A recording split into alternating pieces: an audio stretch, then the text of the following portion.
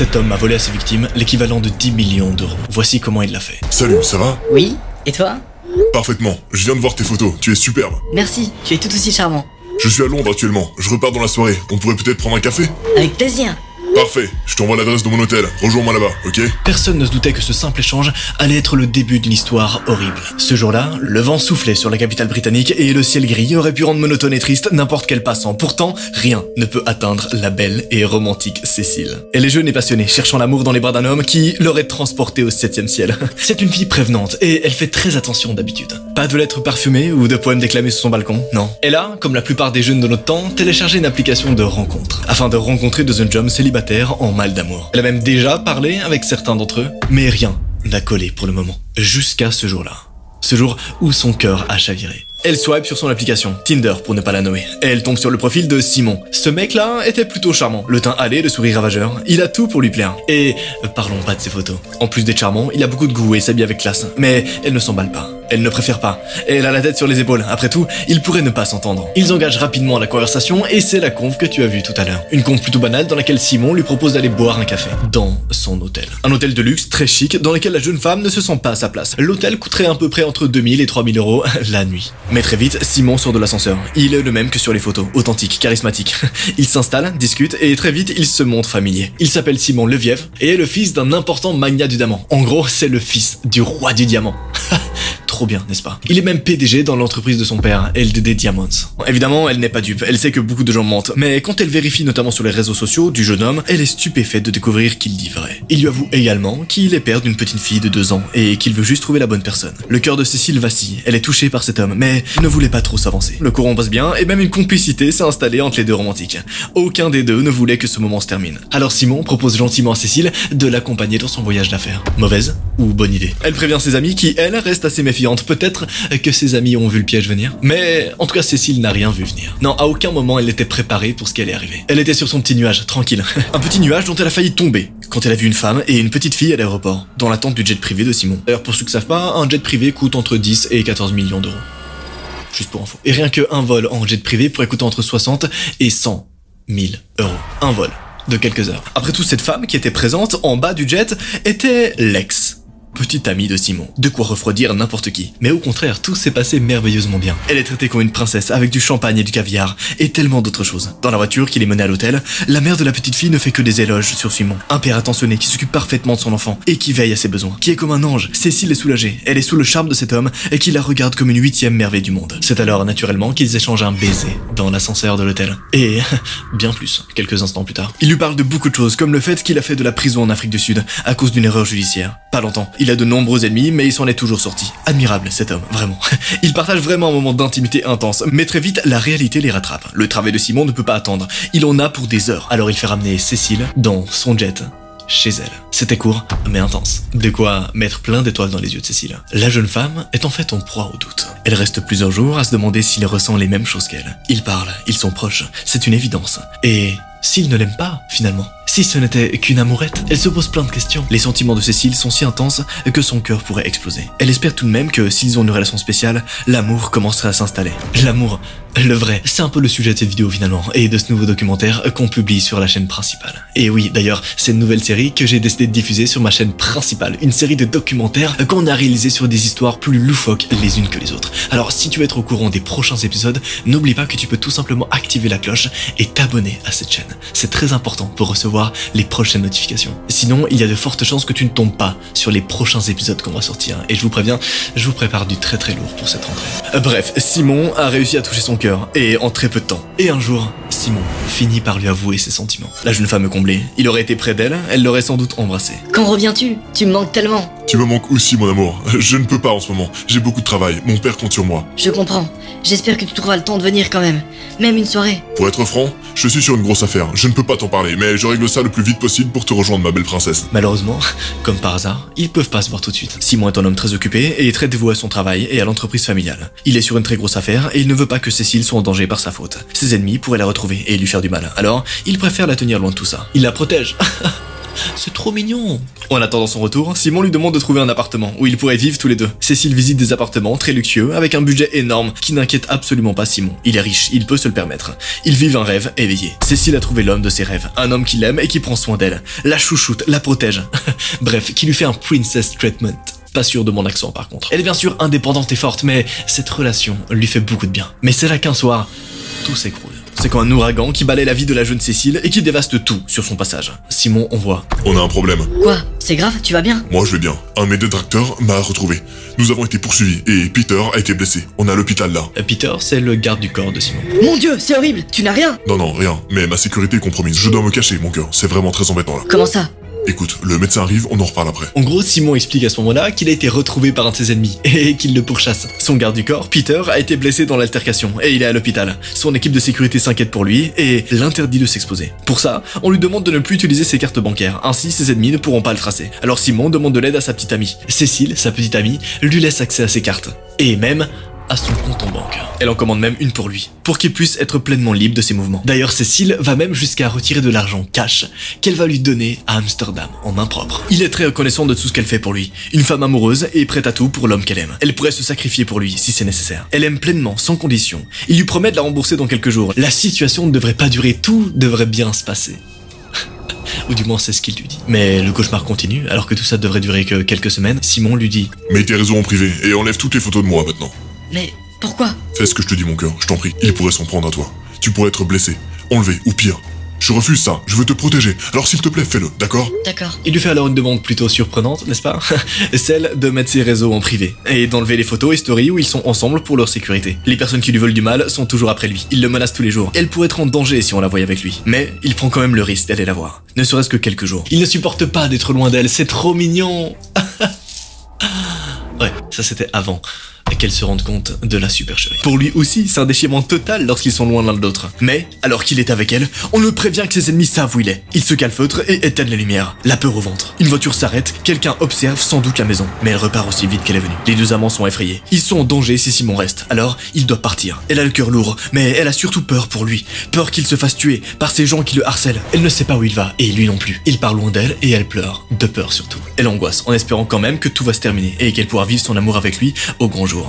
Elle a toujours cet espoir qu'un jour, tout s'arrangera et que tout se passera bien. Simon, lui, a de plus en plus d'ennuis financiers. La carte que lui a prêtée Cécile est régulièrement bloquée à cause des plafonds. La jeune femme n'est pas comme lui, elle n'est pas multimilliardaire, mais elle gagne sa vie, à sa mesure. Simon a de gros frais pour faire tourner l'entreprise de son père, alors il l'engage dans sa compagnie pour qu'elle puisse faire plus de crédit. Les cartes de Cécile, à ce moment-là, sont immédiatement débloquées. De quoi prendre encore plus d'argent à Cécile. Simon lui lancera même un gros virement.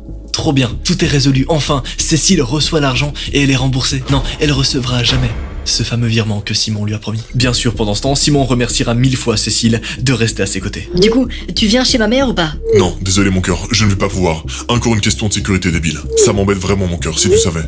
Je sais, ne t'en fais pas.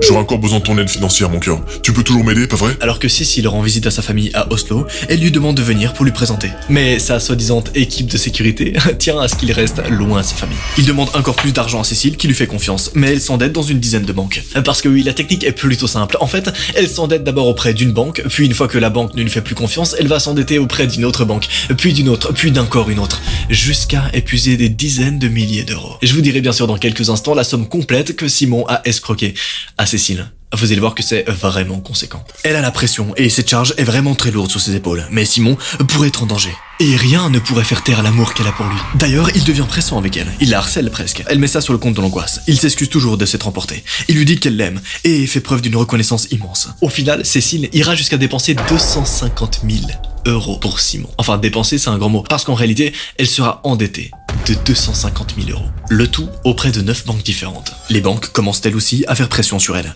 Elle en parle à Simon. Alors, il lui dit de le rejoindre. Elle rencontre Simon à Amsterdam, où il donne un chèque pour lui rembourser tout ce qu'il lui doit. Mais la soirée est morne, angoissante. Quelque chose ne va pas. Elle sent au plus profond d'elle-même. Quelque chose s'est fendu, brisé. Le couple n'est pas joyeux. Ça irait mieux avec le temps. Ils doivent se reconstruire. L'épreuve a été très dure pour les deux. Cécile repart le lendemain. Simon, y a un problème? Quoi? J'ai encaissé ton chèque, mais je n'ai toujours rien sur mon compte. Ce n'est pas normal. Écoute, je t'ai remboursé, moi. J'ai fait ce qu'il fallait, donc viens plus m'embêter avec ça. C'est ton problème, pas le mien. Comment ça, mon ref? tu nous dis quoi là? La meuf s'est endettée plus de 250 000 € pour toi, et toi tu prends même pas la peine de vérifier pourquoi ton chèque ne passe pas? 1 jour, 2 jours, 3 jours, 4 jours, toujours rien, c'est pas normal. Ça ne prend pas autant de temps habituellement. Paniquée, elle en parle à Simon, qui change d'attitude. Il l'envoie balader en lui disant qu'il avait fait ce qu'il fallait, qu'il lui avait rendu l'argent, et qu'il ne veut plus en entendre parler. Quelque chose se brise en elle, une chose qui ne se réparera jamais totalement. Elle souffre tellement, elle a tout donné pour cet homme, pourtant elle a toujours l'espoir qu'il lui revienne, et que tout s'arrange. Mais ça, c'était jusqu'au jour où elle appelle sa banque. Cet appel, messieurs dames, va tout changer à sa vie, et à la vie de centaines d'autres femmes. Sous le ciel sombre et pluvieux de Londres, elle réalise qu'elle a tout perdu. Qu'elle est endettée de 250 000 $, une somme énorme qu'elle doit à ses créanciers exigeant et pression. Elle n'arrive pas à gérer, elle panique, la pression est démentielle. En plus de cela, elle doit régler cette situation seule, car Simon est distant et se décharge complètement sur elle. La carte est encore bloquée, ça devient chiant. Fais quelque chose s'il te plaît. Je les appelle tout de suite. Fais vite, j'en ai besoin. Il n'arrête pas d'envoyer ce genre de message. Elle appelle tout de suite American Express qui décide de lui envoyer quelqu'un. C'est plutôt surprenant, en fait. Parce que généralement, quand tu appelles ta banque, ils sont pas en mode « Ok, on t'envoie quelqu'un, y a pas de souci. » Non. Et pourtant, là, il lui envoie quelqu'un sur place. Et ce qui est encore plus bizarre, c'est que les personnes arrivent chez elle. Les personnes sont graves, et personne n'élève la voix. L'ambiance est pesante. La jeune femme a l'angoisse au cœur. Elle se demande ce qui se passe. Mais elle le raconte tout. Sa relation avec Simon, les galères dans lesquelles elle s'est engouffrée par la faute de cet homme. Tout. Il note tout, bien sûr, ce qui l'angoisse encore plus. Puis, une question tombe, un peu incongrue. Un des émissaires présents lui demande si elle a une photo de l'homme en question. Elle en a. Après tout, c'est son petit ami, non? C'est tout naturellement qu'elle a sorti son téléphone portable jusqu'à trouver la bonne photo et à montrer. C'est précisément à ce moment-là qu'elle a atterri en enfer. Ce moment où elle a vu dans les yeux des hommes en face d'elle qu'ils le connaissaient et que tout cela ne lui disait rien qui vaille. Puis, il lui a annoncé ce qu'elle aurait jamais cru possible. Simon est un arnaqueur professionnel. D'ailleurs, Simon Leviev est un des nombreux noms qu'il utilise. Effondrée et ruinée, Cécile doit retourner chez sa mère à Oslo. Sa mère est aux petits soins avec elle. Elle la dorlote comme elle le peut. Mais Cécile est dévastée, trahie au fond du gouffre. Elle bloque Simon, ou peu importe comment il s'appelle. Il la harcèle, il la menace, elle a peur. Et la police ne fait rien pour l'aider, rien. Elle est si mal en point, si désespérée qu'elle doit entrer à l'hôpital psychiatrique pendant quelques temps. Pour souffler, pour aller mieux, car elle va mal. C'est précisément à ce moment-là, lorsqu'elle est au fond du gouffre, et qu'elle décide d'appeler une seconde fois American Express. Vous vous rappelez, c'est des personnes qui sont arrivées chez elle et qui lui ont dit « Bonjour, votre mari est un arnaqueur professionnel.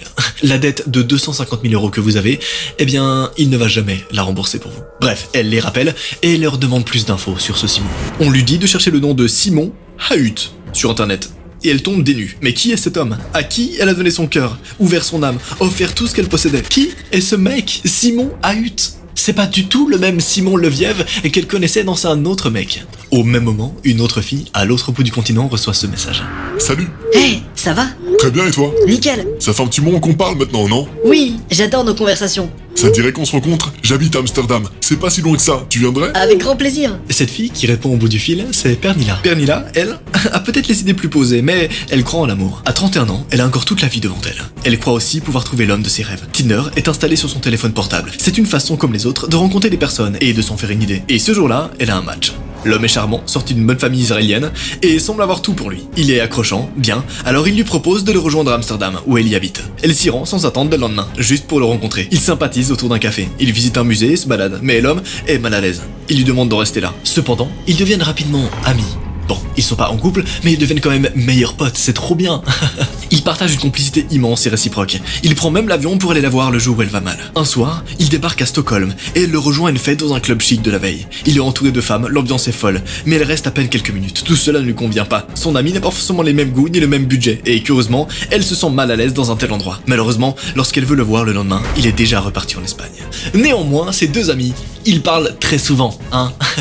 Pèlerina est trop contente d'avoir un nouvel ami, et cette nouvelle amie qui plus est très riche. C'est trop cool. Et leur amitié est belle, a priori saine, et réciproque. Ils se confient tout, s'envoient des photos, des vocaux et papotent dès qu'ils peuvent. Il lui envoie des photos de lui, de sa nouvelle petite amie, une blonde magnifique avec qui il est en vacances. Comme les deux amoureux sont tous les deux à Mykonos, en Grèce, ils invitent Pèlerina à se joindre à eux. Ils sortent au restaurant chic, 5 étoiles, dans lesquels ils prennent tout le menu. Ils vont dans des clubs très sélects et passent quelques moments formidables. Quelques jours plus tard, elle les rejoint de nouveau, mais à Rome cette fois, où encore une fois son ami lui met des paillettes dans les yeux. Il paye tout sans rien demander, et fait faire le tour de la grande ville italienne. Ils passent des instants merveilleux. Leur amitié est vraiment forte, et elle sait qu'elle ferait tout pour lui. Mais quelques semaines plus tard, c'est la dégringolade pour elle aussi. Qu'est-ce qui va se passer? Je pense que tu commences à voir venir le schéma qui se reproduit éternellement. Il lui envoie. J'ai un gros problème. Quoi? Que se passe-t-il? Un de mes concurrents m'a fait passer pour un trafiquant de diamants. Quoi? C'est dans tous les journaux, regarde. Il lui montre des articles de journaux dans lesquels il serait impliqué dans une affaire de trafic. Et il est recherché par la police. Le scandale est gros, sa crédibilité est compromise. Ses comptes sont bloqués, sa sécurité est mise à mal par des personnes qui lui en veulent. Et lorgne sur sa fortune. Il se fait même agresser et son garde du corps est blessé. Surprenant, n'est-ce pas? Oh, c'était jamais arrivé auparavant. Rappelez-vous, cette photo. Ouais, il va littéralement envoyer les mêmes photos à une autre femme qui s'appelle cette fois-ci Pellerina. Cette autre femme qui est devenue sa meilleure amie, pour qui il est prêt à tout et pour qui elle est prêt à tout pour lui. Il doit être emmené d'urgence à l'hôpital. Apparemment, un homme a essayé de poignarder son ami, mais il s'en est sorti, indemne. Il a juste quelques taches de sang sur son pull, et rien de grave, comparé à ce qu'a subi l'homme qui le protégeait. Mais il a besoin de son aide, d'urgence. Pour s'en sortir, il lui demande un prêt de 30 000 $, une somme astronomique pour elle. Elle n'a pas le même train de vie, mais elle lui fait confiance. Après tout, il s'agit de l'un de ses meilleurs amis. Il vient la voir quand elle va mal, il l'emmène en vacances dans des endroits paradisiaques, elle n'a aucune raison de se méfier de lui. Mais Simon va tarder à lui rendre de l'argent. Bon, ça peut arriver, surtout dans ces cas-là, quand on se retrouve démuni du jour au lendemain, devant une situation à laquelle on n'y peut rien. Pernilla peut très bien comprendre. Elle lui fait même un autre prêt. Ouais, elle ne s'arrête pas là. Tout va bien? Pas vraiment, je pensais que tout serait réglé, mais j'ai encore des soucis. Mince, ça va aller? J'en sais rien. Tu penses pouvoir de nouveau m'aider? Me prêter un peu d'argent pour que je sorte de cette galère? D'accord, j'ai confiance en toi donc pas de soucis. Merci, je te revaudrai ça. Elle s'endette. Encore. Mais elle aide son ami. Elle sait, ou du moins elle est sûre, qu'il lui rendra l'argent. Une semaine plus tard, il lui envoie un reçu, où il a écrit qu'il a fait un virement, bien plus haut que la somme qu'elle lui a prêtée. Elle est heureuse, il savait qu'elle pouvait compter sur lui. Encore quelques jours et ce cauchemar serait terminé. Elle sait que c'est la galère. Il est désespéré, tous ses comptes sont bloqués. Encore quelques jours et ça sera fini, sa vie reprendra comme avant. Et elle pourra aller boire un café avec Simon dans l'un des restaurants aux alentours. MDR. Ce qu'elle ne se doutait pas, c'est que son certain Simon Leviev à qui elle parle s'appelle en réalité Shimon Yehuda Hayut. Il est né le 27 septembre 1990 en Israël. Il est en réalité le fils d'un éminent rabbin, un homme respecté et respectable. Simon l'était un peu moins. Dès son adolescence, il a commencé les fraudes et les escroqueries, avec notamment des escroqueries aux chèques volés. Lors d'un séjour aux États-Unis, alors qu'il n'a que 15 ans, il vole les cartes de crédit d'une personne qui l'héberge, des amis de sa famille. Il leur a pris l'équivalent de 23 000 €. Plus tard, il est embauché comme babysitter, mais il a dévalisé la maison des parents, qui lui faisaient confiance. Il est parti en laissant l'enfant seul et sans défense. C'est là qu'un mandat d'arrestation est lancé contre lui. Il est arrêté pour vol, fraude et contrefaçon, mais il ne se présentera jamais au tribunal. En 2012, il est également inculpé pour vol et falsification de chèques, ainsi que pour l'enfant qu'il a abandonné alors qu'il avait des responsabilités. Il passe alors la frontière et change de nom. Au lieu de s'appeler Shimon, il va s'appeler Simon Leviev. C'est à ce moment-là d'ailleurs qu'il part pour l'Europe. Et c'est à ce moment-là qu'il va s'attaquer à des nouvelles cibles. En effet, Simon arrête d'arnaquer des petites personnes, non, il va s'en prendre à des femmes. Il va installer Tinder, et son nouveau plan, c'est de partir pour l'Europe à la recherche de femmes naïves à exploiter. C'est là qu'arrive Cécile, la fille que vous avez vue dans la première partie de la vidéo. Elle tombe de très haut. Cet homme l'a détruite. Pire, il en a sans doute détruit d'autres. Sa technique était en fait de faire croire qu'il était le fils de Lev Leviev, surnommé aussi le roi du diamant. Et ça a fonctionné. Il monte un système très rodé où il arnaque une jeune femme pour se payer du bon temps avec une autre. Un système qui s'effondre en 2015 après les plaintes de 3 femmes qu'il a arnaquées. Il est arrêté et purge une courte peine de prison. Ce qui l'empêche pas de recommencer. Ouais, le mec se fait arrêter une fois pour ce qu'il fait, mais il passe que quelques mois en prison et il repart. D'ailleurs, tout ça, Cécile, la première victime, va finir par l'apprendre. En effectuant des recherches, son enfer sera loin d'être terminé. Elle découvrira que la femme qu'elle a rencontrée le premier soir, vous savez celle qui a un enfant de Simon, eh bien cette femme faisait partie de celles qui ont porté plainte en Finlande en 2015. L'ex de Simon qu'on a vu dans l'avion au tout début, c'était une des femmes qui s'est fait arnaquer pourtant. Elle s'était sans doute laissée entraîner par Simon, mais nous n'avons aucune preuve de cela. Cécile de son côté décide de ne pas se laisser faire et se relève de cette effroyable épreuve. Elle ne peut pas laisser d'autres femmes vivre ce qu'elle a vécu. Ce serait trop cruel, trop dur, et sa conscience ne lui permettrait pas. C'est là que Cécile va mettre en place un plan pour faire tomber le roi de l'arnaque sur Tinder. Et c'est ce plan que je vais vous expliquer maintenant. Vous allez adorer. Elle attrape son téléphone et appelle le plus grand journal de Norvège. C'est difficile pour elle, très dur. Elle doit leur donner tous les détails, toutes les informations, même les plus intimes. C'est délicat, mais heureusement, elle tombe sur des personnes adorables et compréhensives. Des personnes qui savent la soutenir et qui décident de se battre avec elle contre cet homme vil et sans scrupules. Les journalistes enquêtent avec elle, ils parviennent à trouver un interlocuteur à Tel Aviv. Les transactions faites avec la carte de crédit de Cécile sont analysées, et dans les moindres détails. Une chose ressort de tout ça. Une chose qui va faire effondrer le monde d'une autre femme. Sur les billets d'avion que Simon a acheté récemment, il y a le nom de Pellerina, l'amie de Simon, la meilleure amie de Simon, qui est déjà endettée de plus de 50 000 €. cette jeune Suédoise avec le cœur sur la main qui avait confiance en lui et qu'elle a vu à plusieurs reprises. Le journaliste décide de l'appeler et il y va avec le maximum de diplomatie possible. Elle apprend tout, qu'il a arnaqué une femme, qu'il a sans doute eu elle aussi. Elle a du mal à y croire, alors elle envoie un message inquiet à Simon. Lui reste dans son rôle. Il jure que ce sont des bêtises, que ses ennemis cherchent à le faire tomber. Le journaliste, lui, vient voir Pellerina à Stockholm. Il lui redit tout et lui montre des preuves que lui a fourni Cécile. Des preuves criantes de vérité. Cette fois, elle en est certaine. Simon est un manipulateur. Et elle en a les preuves. Elle tombe de haut. Elle ne réalise pas tout de suite. Pourtant, c'est bien la vérité qui éclate. Mais par chance, elle sait où est Simon. Elle sait quand est-ce qu'on peut l'attraper enfin, car elle doit le rejoindre le lendemain pour qu'il lui donne de quoi la rembourser. Pellerina doit à tout prix le piéger. Alors, elle s'allie avec les journalistes. Tout se passe bien, comme à son habitude. Simon paie le restaurant, Pellerina a dégoûté. Elle sait très bien que cet argent appartient à l'une de ses victimes. Mais qui? Elle joue la comédie autant qu'elle peut pour ne pas le trahir. Elle a peur et est révulsée. Beaucoup de ressentiments l'animent. Pourtant, elle doit tenir jusqu'au bout. Mais malheureusement, son plan ne se passe pas comme prévu. Non, tout dérape cette fois-ci. Quand il sort du restaurant, Simon voit le photographe. Tout le monde fuit. Pellerina panique. Que doit-elle faire? Pourquoi est-elle là? Elle tient pourtant jusqu'au bout et parvient à sortir de cette voiture de l'enfer, saine et sauve. Elle tente de confronter Simon au téléphone devant les journalistes et de le ramener à la raison, de faire en sorte qu'il avoue ses crimes. Mais il n'y a rien à faire. Non seulement il ne lui donne aucune explication, mais en plus, il la menace, il la traîne dans la boue. La jeune femme est effondrée. À ce moment-là, l'article de journal sort et fait un tabac. La photo de cet homme fait le tour du monde afin de prévenir toutes les femmes qui pourraient tomber sous son emprise. Tout est partagé sur les réseaux sociaux. Mais c'est la douche froide pour les deux femmes. Beaucoup les traitent comme des personnes stupides, qui n'ont pas su remarquer l'arnaque. Pire, des gens se permettent même de dire que ce sont des profiteuses et qu'elles méritent ce qui leur arrive. Tout le monde les traite pour des grosses michtos. Des propos très durs tenus par des personnes qui sont cachées derrière des ordinateurs, bref, c'est vraiment pas fun. Heureusement, d'autres internautes sont plus compréhensifs et leur apportent tout leur soutien. D'ailleurs, c'est aussi le cas de Aylen. Aylen, c'est cette fille. Cette fille qui est une jeune européenne, en couple depuis plus d'1 an, et tranquillement installée quand elle tombe sur les articles. Pour elle, c'est une chute vertigineuse. Car l'homme qu'on accuse d'arnaque et de fraude n'est d'autre que son petit ami, à qui elle a prêté 150 000 euros. 150 000, messieurs, dames. Elle est tombée innocemment dans le piège d'un homme qui disait l'aimer, et qui disait vouloir fonder une famille avec elle, qui disait vouloir tout faire pour elle. Elle n'a pas pu le supporter. Aylen est une battante, une guerrière, et tout comme Cécile et Pellerina, elle a décidé de le faire tomber. De faire tomber ce mec. Et cette fois-ci, elle ira bien plus loin que Cécile. En effet, Aylen va arnaquer l'arnaqueur. C'est plutôt marrant, vous allez voir. Elle monte un plan. Elle savait très bien où se cachait Simon, puisqu'elle lui disait qu'elle le croyait et qu'elle était de son côté. D'un autre côté, elle est rentrée en contact avec Pellerina, qui était aussi en contact avec Cécile depuis l'article. Elle a rendu visite à Simon au milieu de nulle part. Elle l'a persuadé de lui laisser vendre ses vêtements de luxe pour l'aider. Et elle est repartie avec 3 valises de vêtements de marques comme Gucci ou Vuitton. Et c'est alors qu'elle a tout mis en vente. Et oui, les vêtements qu'elle a reçus étaient des vrais vêtements cette fois-ci, et pas des faux vêtements. Ouais, le mec portait du vrai Gucci et du vrai Louis Vuitton. Sur les vêtements, il y avait plus de 20 à 30 000 euros de vêtements, ce qui est plutôt cool.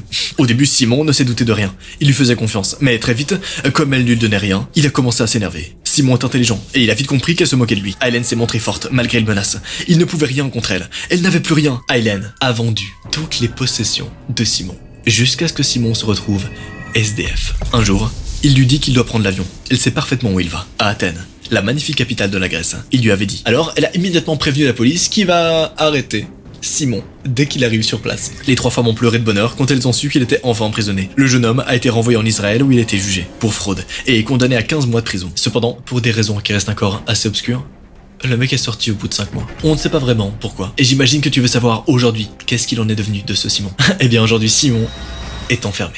C'est faux. Non, Simon aujourd'hui est toujours libre. Il est recherché dans 4 pays pour les arnaques qu'il a commis. La copine qu'il avait, vous savez, la belle blonde, à qui il avait présenté à Pellerina à Mykonos, elle a rompu avec lui après ça. Elle a aussi avoué aux journalistes qu'elle était au courant de tout ça, et de ce qu'il a fait subir aux autres femmes. Mais elle subissait une pression sans relâche. Il fallait absolument qu'on le croie, qu'elle le défende. Si une femme le soutenait, ça mettait forcément à mal la crédibilité des autres. Mais elle est sortie du silence, et plus rien n'a pu l'empêcher de parler. Après ça, Simon a commencé à vendre des conseils en affaires, par vidéo, à un prix astronomique. Cependant, tout ça est en vain. Simon est recherché en Norvège, en Espagne, au Royaume-Uni et en Suède. L'an passé, Lev Leviev, un homme que Simon a fait passer pour son père pendant des années, a porté plainte contre lui pour diffamation, violation de vie privée, violation des ordonnances relatives aux marques et aux atteintes de nom de famille. Il est recherché pour des plaintes pénales et condamnable lourdement. Et Simon reste encore libre aujourd'hui. Il a été banni de plusieurs applications comme Tinder et OkCupid. Quant à ses victimes, elles payent encore aujourd'hui le fait d'être tombées amoureuses d'un gros psychopathe. Elles sont meurtries, blessées et n'oublieront jamais cette histoire. Ça serait impossible, elle est comme tatouée dans leur peau jusqu'à la fin de leur vie. Avec l'article, il a été révélé que Simon a fait de nombreuses victimes et tous espèrent qu'un jour il paiera pour ses crimes. Cécile s'est remise comme elle l'a pu, mais elle croit toujours en l'amour. Cette histoire ne l'a pas complètement détruite. Elle a encore de l'espoir aujourd'hui de trouver un homme